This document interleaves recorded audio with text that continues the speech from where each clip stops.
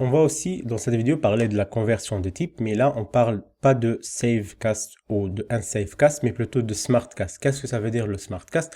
C'est-à-dire on cast intelligemment, on cast en testant sur la valeur et pas directement en cast sans savoir est-ce que la valeur est nulle ou pas, et même si elle est nulle, même si on fait un safe cast et la valeur est nulle, on va la prendre comme nulle. Là, on teste réellement sur si c'est la valeur est nulle ou pas. Prenons cet exemple-là. Val text string, il est nullable, c'est-à-dire il a un point d'interrogation, égale hello. Ici, on essaye de faire println text.length. Dans ce cas-là, ça va pas fonctionner. Pourtant, on n'a pas une valeur nulle. Mais pourquoi? Parce que text, il peut être nul. Il est nullable, donc il peut être nul. Donc, on peut pas directement l'afficher, on peut pas directement l'utiliser, cette variable-là, sans tester si cette variable peut être nulle ou pas. Donc, c'est pour ça, on doit ajouter un petit test comme ça. Donc là, avant de afficher println text.length, c'est-à-dire la taille de la texte, la taille du texte. Donc là, val text de .any ou bien de .string nullable, comme vous voulez. On peut faire if text différent de nul. Là, qu'est-ce qu'on va faire? Println text.length. Et on peut aussi faire autrement. Si par exemple, on a une valeur object de type any, qui a une valeur hello, qui a une valeur string, c'est-à-dire, puisque c'est any, donc c'est général, ça peut être n'importe quoi. Là, on ne parle pas de nul ou pas, mais on parle plutôt du type de la variable. Est-ce que c'est une string ou pas? Parce qu'on peut pas faire un point length sur un entier ou bien sur un double. Donc, on doit vérifier si cet objet-là est un string ou pas. Donc, on fait if object is string ou pas. Donc, println text.length. On peut aussi faire is not string, c'est-à-dire point d'exclamation is string. On va voir ça directement sur IntelliJ, ça va être plus compréhensible. Donc là, comme je vous l'avais dit, on a texte, il est de type string nullable. On va voir qu'est-ce que ça va donner.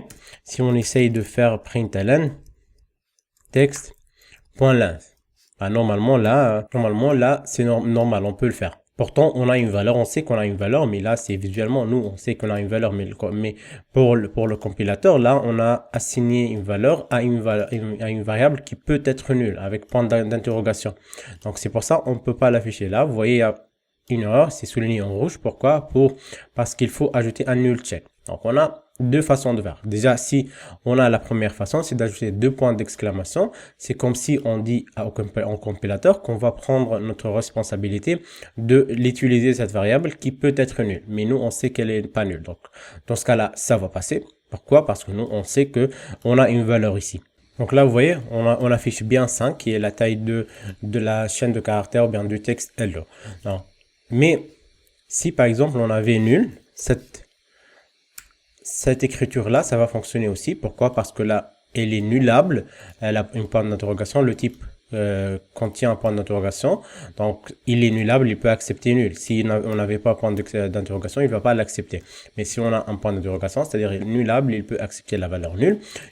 Et pour l'afficher, on doit ajouter deux points d'exclamation aussi. Là, on ne fait pas de vérification avec les deux points d'exclamation. C'est juste qu'on est en train de prendre la responsabilité de l'utiliser, cette variable-là. Mais là, il y a un problème. On n'arrive pas à l'utiliser. Il y a un null pointer exception qui a été déclenché.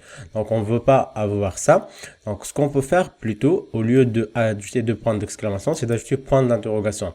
Dans ce cas-là, la différence entre deux points d'exclamation et point d'interrogation, c'est que la point d'interrogation, elle va vérifier si elle est nulle ou pas. Sinon, elle va pas appeler length. Donc, avec les deux points d'exclamation, ça a déclenché la null pointer exception, mais avec le point d'interrogation, ça le déclenche pas parce que ça s'appelle le null check. Vous voyez là, il affiche nul normal, mais sans déclencher la null pointer exception. Donc, essayez d'utiliser plutôt pour le point d'interrogation au lieu de ça. Ou bien, plutôt, vous pouvez faire, si vous voulez pas afficher nul, bien sûr, c'est pas cool d'afficher nul.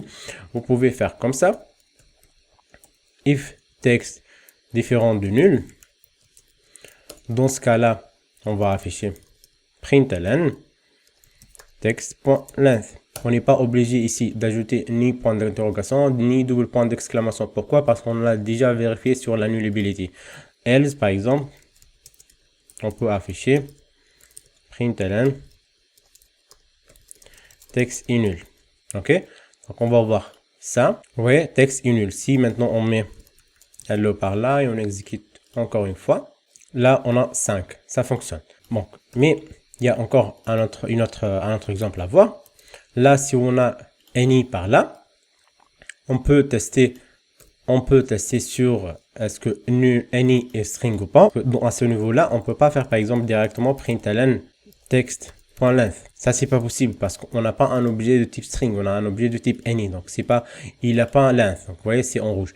Donc, avant d'exécuter ça, il faut vérifier if text is string. Il est de type string. Donc, maintenant, on peut afficher, on peut utiliser length. Donc, c'est comme si on va le caster intelligemment. Ça s'appelle le intelligent cast.